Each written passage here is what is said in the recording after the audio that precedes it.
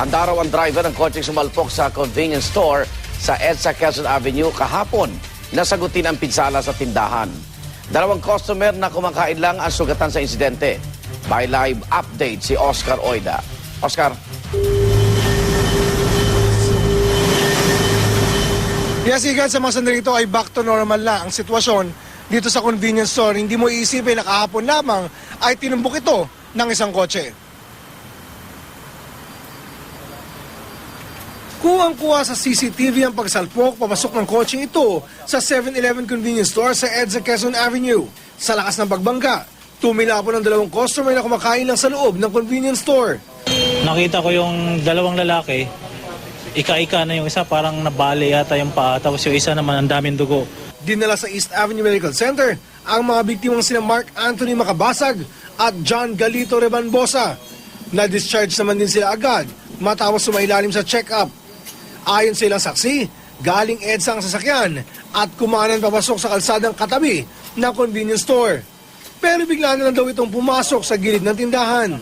Namatay yung makina niya dyan, so in-start niya ulit. Okay. Pag-start niya ulit, yun na, parang napakan niya yata maigi yung silinyador. Tumangging humarap sa camera ang driver na kinilalang si Caria Elora Pigson nang puntahan sa Quezon City Traffic Police Station 10. Pero git niya sa mga pulis, aksidente raw ang nangyari. Bakit daw siya sa parking area ng convenience store nang may bigla raw tumawid sa harap niya, kaya siya napahinto.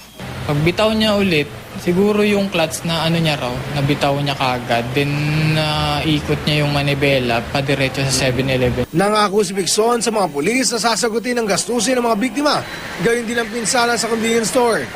Ang pamunuan ng 7-Eleven naman, nangakong tutulungan ng mga sugatan at makikipag-ugnayan din sa investigasyon ng mga otoridad.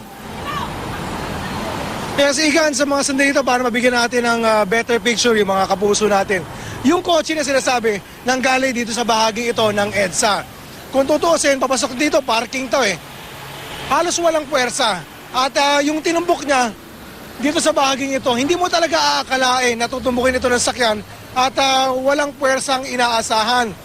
Dito kumakain yung mga tao. So imagine mo na lang, nakita natin sa video, yung gano'n sila kabigla nung mangyari yung insidente. Igan? Maraming salamat, Oscar Oida.